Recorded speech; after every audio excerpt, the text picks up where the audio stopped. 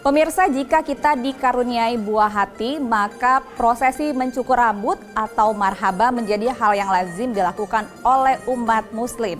Prosesi marhaba ini juga merupakan wujud syukur oleh orang tua kepada Allah Subhanahu wa Ta'ala karena telah menganugerahi anak-anak yang sehat dan juga dalam keadaan selamat. Di Provinsi Sumatera Selatan, prosesi marhaba ini juga merupakan salah satu budaya yang terus dikembangkan.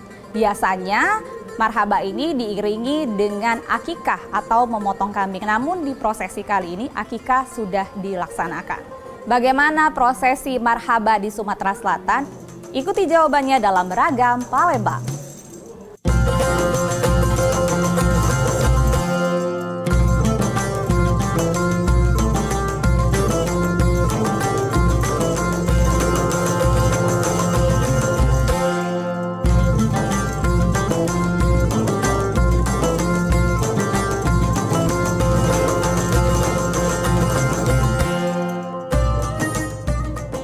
Ya pemirsa, saat ini saya sudah bersama dengan Ustadz Sulaiman. Kita akan bertanya-tanya terkait marhabah kali ini.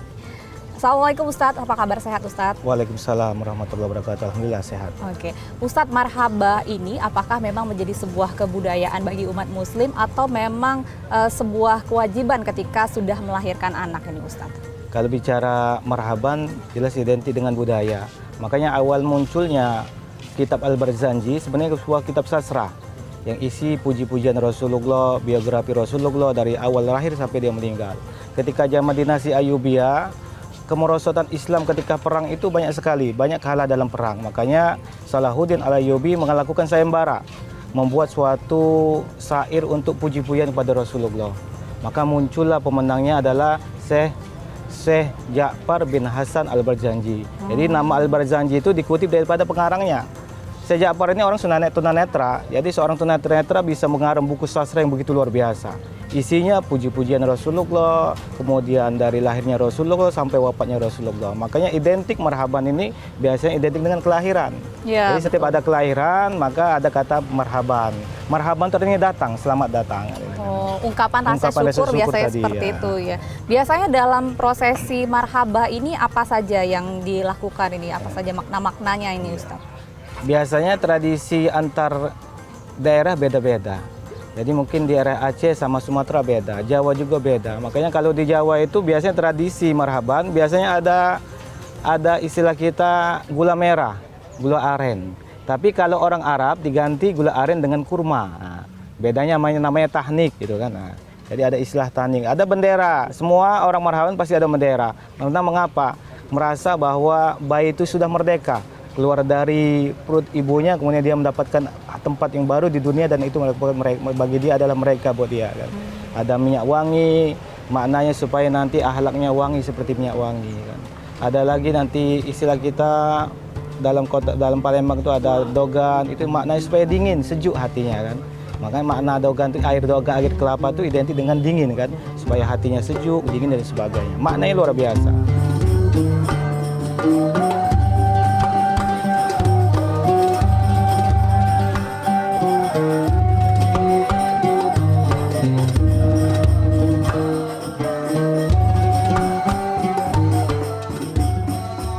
Setahu saya memang ini merupakan tradisi di daerah Sumatera Selatan ini yang sebenarnya kesenian ini diambil dari dibawa orang dari daerah Arab sebenarnya. Cuma di sini disesuaikan dengan keadaan kita yang ada di sini. Jadi tiap-tiap daerah itu ada versi masing-masing kadang-kadang. Bapak, apakah marhaba itu merupakan suatu tradisi budaya yang memang melekat di Sumatera Selatan? Yang menjadi ciri khas di marhaban kita di Sumatera Selatan ini adalah ya umumnya kalau anak-anak itu lahir ya, selain dia dihakikahkan ya, nah itu untuk mengisi kegiatan ya apa namanya itu. Marhaban itu sebenarnya asal kata dari selamat datang ya kan dalam bahasa.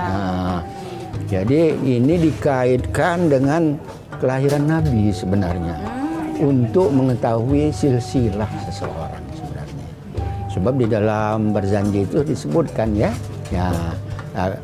disebut di dalam berjanji itu kan sering disebut di dalam sana ya. Ibni Marik, Ibni Nadrib, Ibni Kinana, Tabni Huzaimah, Tabni Murrika, Tabni Ilyas. Itu keturunan Nabi sebenarnya.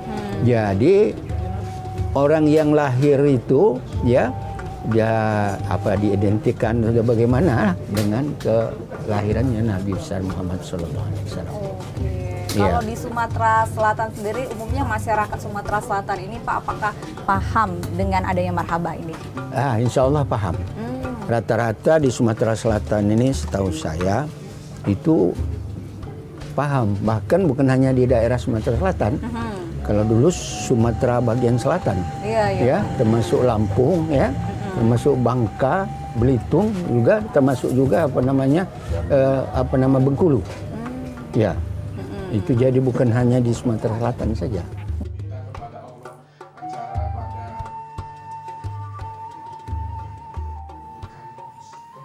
أعوذ بالله من الشيطان الرجيم بسم الله الرحمن الرحيم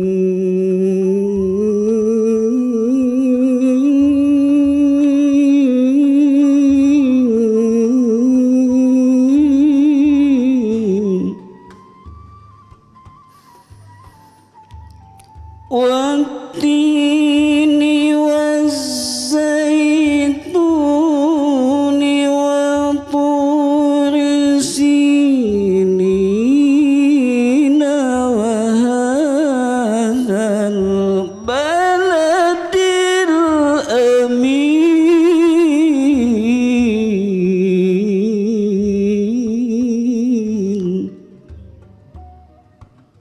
لقد خلقنا الإنسان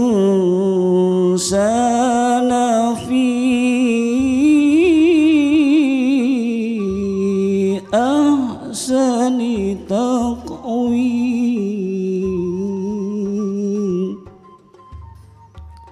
ثم رددناه أسفل سافلين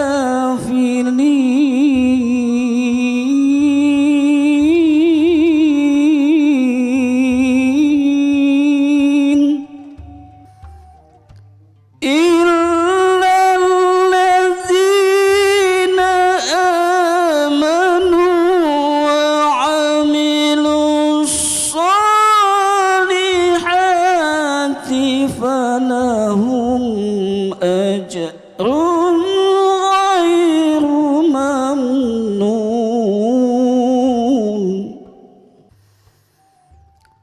فما يكذبك بعد بالدين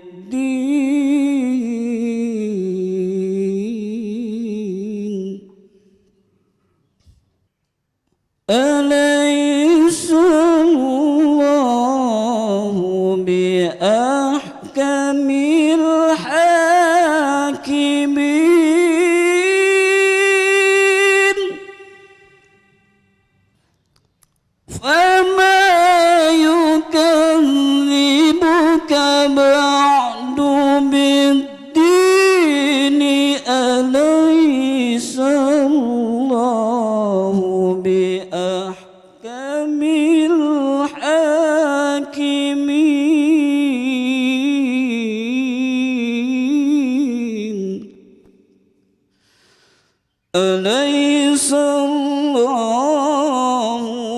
بأحكم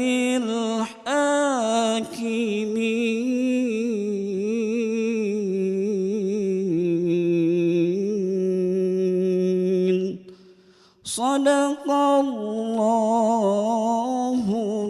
العظيم.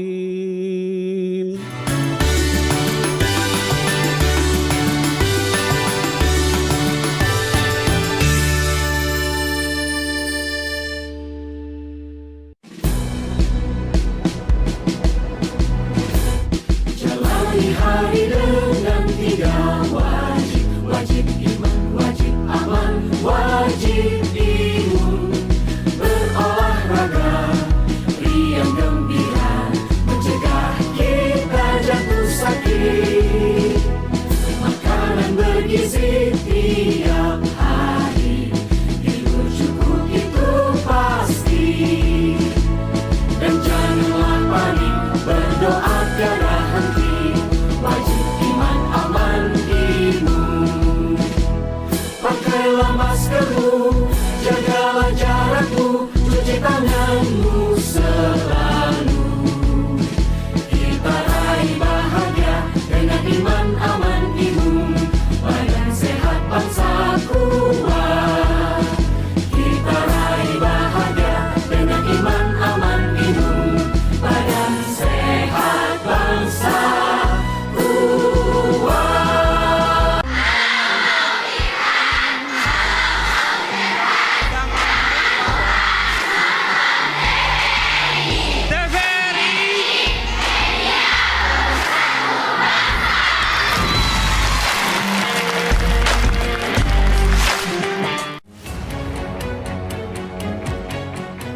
Pandemi COVID ini kita jadikan momentum untuk melakukan percepatan transformasi digital. Era TV digital ini sudah di depan mata. Yang penting untuk masyarakat itu kualitas siarannya bagus. Bagi industri televisi itu sendiri atau penyiaran itu sendiri, agar segmentasi pasarnya nggak tergerus.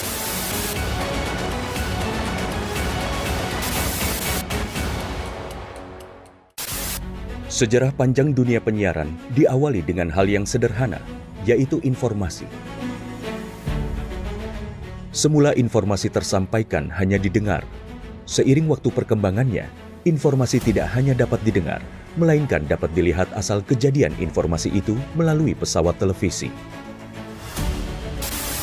Pada tahun 1925, berdirilah Radio Batavia bentukan Hindia Belanda dalam menguasai informasi dan menjadi alat propaganda pada masa penjajahan di Indonesia. Melalui siaran yang terjadi pada tahun 1933, dipelopori oleh KGPAA Mangkunegoro ke-7 dengan mendirikan Solos Radio Vereniging atau SRV di Solo, dan di Yogyakarta berdiri Radio Mafro. Siaran SRV untuk melawan siaran hiburan budaya barat dengan siaran kebudayaan asal Jawa Indonesia yang siarannya sampai seluruh Hindia Belanda.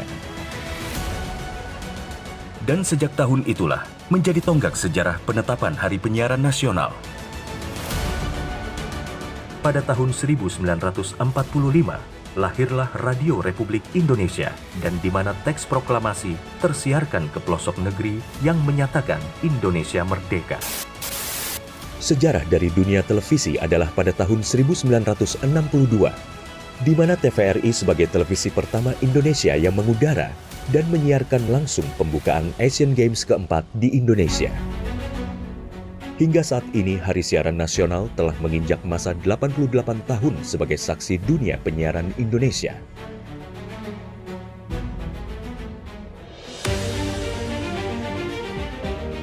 Sehingga perkembangan teknologi penyiaran menjadi faktor utama dalam menentukan kualitas penyiaran demi Indonesia maju. Namun masih banyak daerah yang tidak dapat ikut andil dalam pemerataan ekosistem dunia penyiarannya. Solusinya adalah Analog Switch Off atau ASO. Penyiaran secara analog akan segera berakhir menuju era digital yang menyeluruh. Kementerian Kominfo adalah rumah TV digital. Bersama pihak terkait mewujudkan kesuksesan peralihan ASO menuju penyiaran digital. 2 November 2022 menjadi penting dan sejarah bersama era siaran nasional, yaitu berakhirnya masa siaran analog menuju era TV digital. digitalisasi televisi menjadi kepentingan bersama. Meratanya siaran hingga ke pelosok negeri, bersih gambarnya, jernih suaranya, dan canggih teknologinya. Menciptakan masa depan bangsa Indonesia yang lebih maju.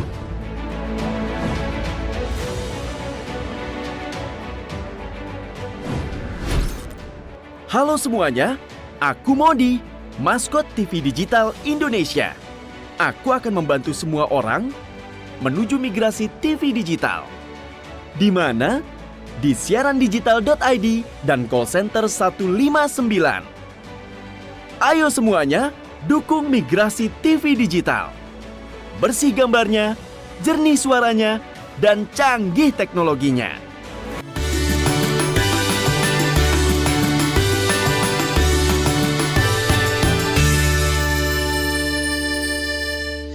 Allahumma salli wa sallim wa barik alaihi.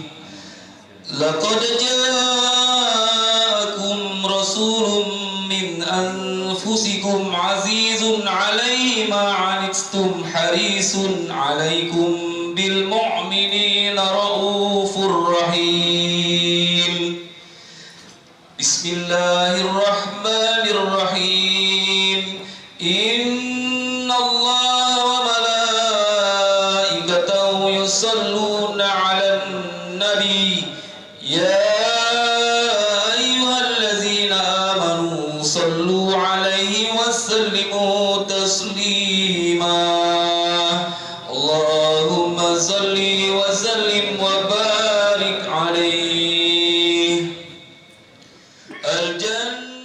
Jadi kitab berjanji itu adalah kitab sastra yang luar biasa. Tidak bisa kita ungkapkan. Makanya istilah itu ungkapan simpel atau ungkapan yang luar biasa. Tidak bisa kita maknai secara tekstual. Makanya kitab berjanji adalah kitab yang memotivasi, awalnya adalah supaya nanti umat Islam perang nanti menang ketika zamannya Salahuddin Al-Ayyubi. Makanya pengarang pertamanya adalah Syekh Ja'far bin Hasan bin Muhammad Al-Barzanji. Dikutip, dinukil dari nama pengarang itu sendiri.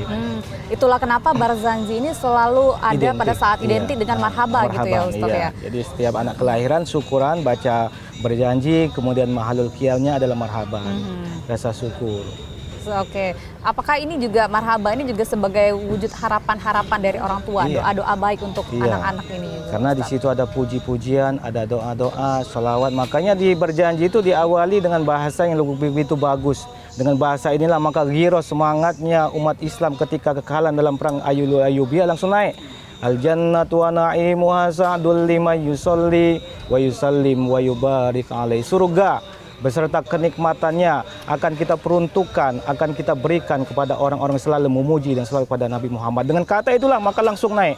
Ketika perang salib terjadi maka umat Islam menang ketika dipimpin oleh Salahuddin Al-Ayyubi. Maka sampai sekarang bukan hanya di Indonesia, di Libya, kemudian Maroko, Iran melakukan setiap tahun ketika memperingati Maulid maka dia akan baca berjanji. Jadi ada motivasi semangat untuk ketika anak lahir ada rasa syukur dengan mengumpulkan orang, bersedekah, nanti situ ada bendera.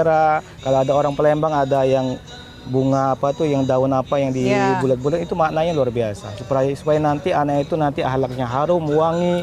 Bendera itu artinya merdeka. Dari dalam perut keluar ke dunia artinya bendera merdeka.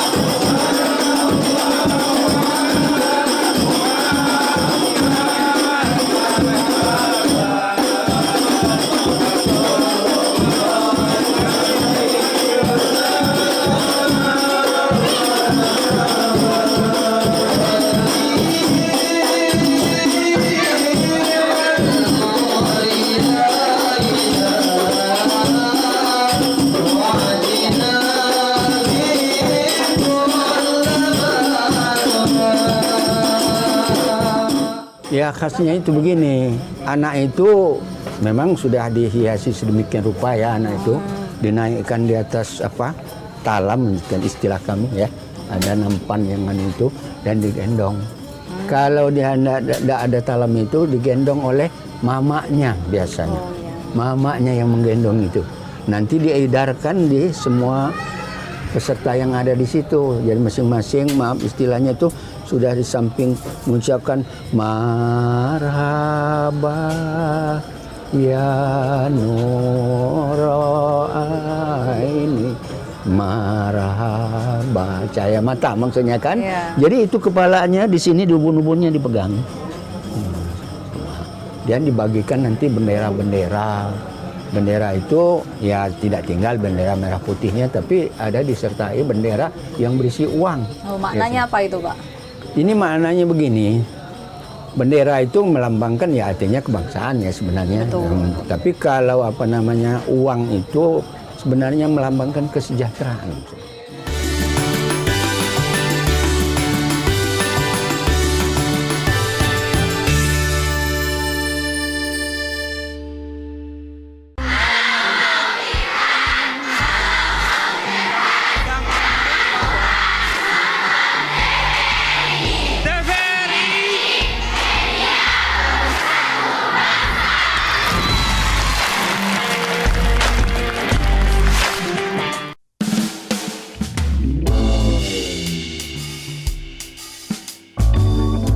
Bapak-bapak, ibu-ibu, jadi hari ini kita akan melakukan vaksinasi.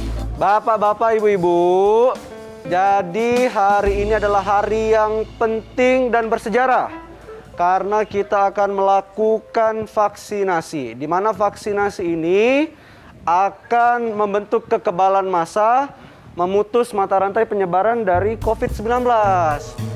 Nah, jadi ini suntik agak dulu masuk ke tuh.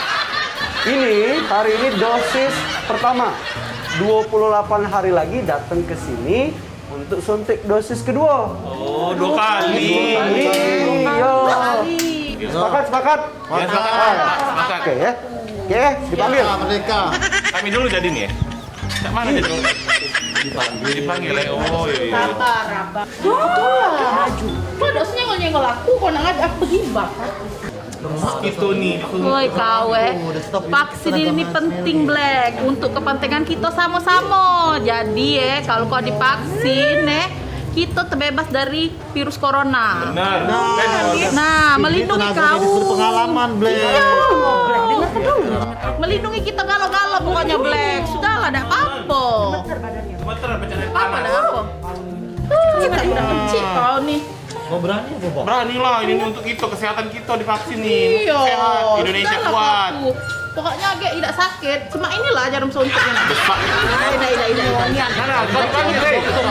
kau panggil dulu. Panggil lah, panggil Pak RT, lanjut lah. RT panggil. Dokter. Agak kunjung. Pasien pertama. Black. Nah, cepet-cepet.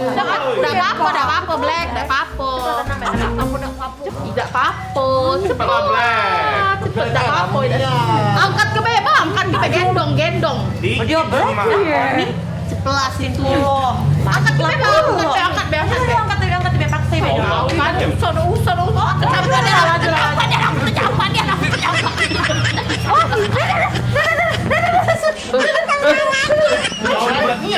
Masa aku dewe, aku bisa. Iya, kamu yang itu lah yang. Waduh. Bicara dong, baliklah. Nah, Ibu. Ini dok, aku udah takut vaksin COVID itu tuh yang cak di TV-TV itu mah. Gak apa-apa kok Bu, vaksin itu aman. Dok, nian doknya tidak sakit ya dok. Awas lah dokter misal sakit, aku ada apa-apa dok, mati dok. Harta-harta aku yang banyak di dosun itu dok. Siapa nak ninggal kenyong? Tidak sakit dok ya? Tidak sakit bu, ternyata suntik vaksin itu. Nah, kamu yang ada di rumah jangan takut untuk vaksin. Tidak sakit sama sekali. Makasih ya dok.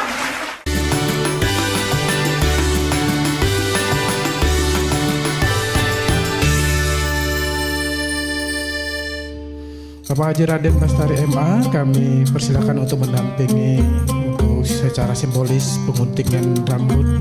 Untuk penguntingan rambut pertama, kami minta kepada ayahanda tercinta, Bapak Muhammad Riza Anjaya.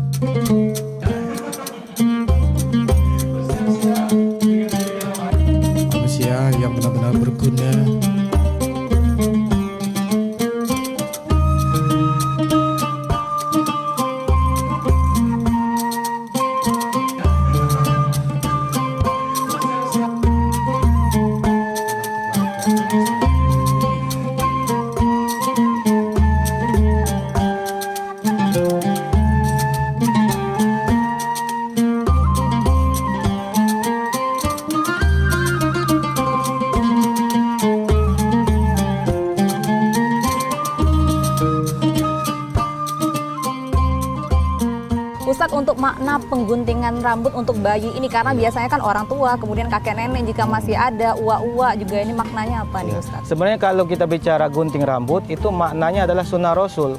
Ketika itu dipraktekkan ketika Rasulullah mempunyai anak dan cucu. Halaqat sya'rul Hasan wal Husain wal Zainab wa Ummi Kalsum wa tasaddaqat bi zinati dzalika fiddah.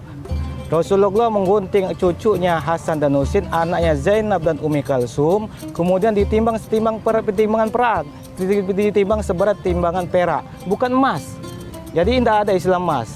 Jadi Rasulullah itu maha adil.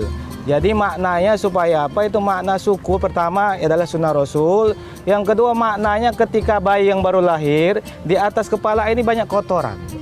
Jadi dibersihkan rambutnya supaya nanti anak itu tidak terkena kotoran. Beda anak yang ketika sudah dicukur rambut dengan tidak cukur rambut. Nanti biasanya anak itu kena penyakit kotoran seperti koreng dan sebagainya. Maknanya makanya Rasulullah menganjurkan kita cukur rambut, menggunting rambut. Pertama sunnah Rasul, maknanya untuk kesehatan. Untuk membersihkan membersihkan bayi yang baru lahir, yang masih banyak lendir di kepalanya, dengan dicukur tadi supaya dia bersih. Kami pada kesempatan ini bersyukur kehadirat-Mu ya Allah. Kami telah meresmikan nama salah seorang dari keluarga besar ini yang tadi sudah kami sebutkan, yaitu Muhammad Arsafi Argatama.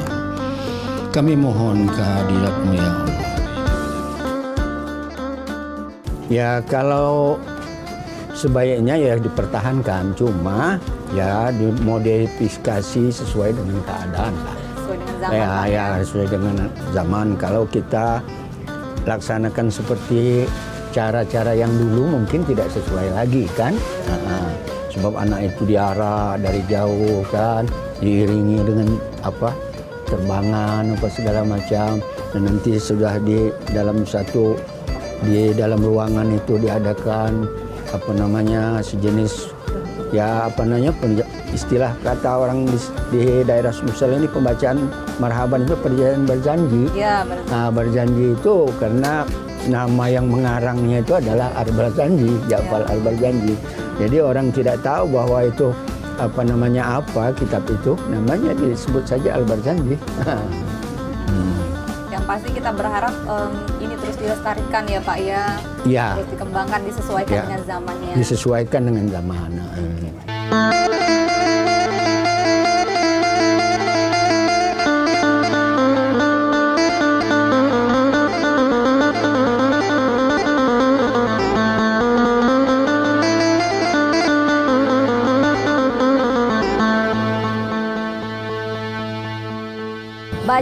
Bacaan Barzanji merupakan pujian-pujian kepada Allah Subhanahu wa Ta'ala atas wujud syukur, kemeriahan, dan kebahagiaan umat Islam. Kita berharap budaya ini akan terus menjadi budaya yang terus dikembangkan di Indonesia, terkhusus di Provinsi Sumatera Selatan. Demikian Ragam Palembang hari ini, saya Nada Nasyaya, pamit undur diri. Terima kasih atas kebersamaan Anda dan salam budaya.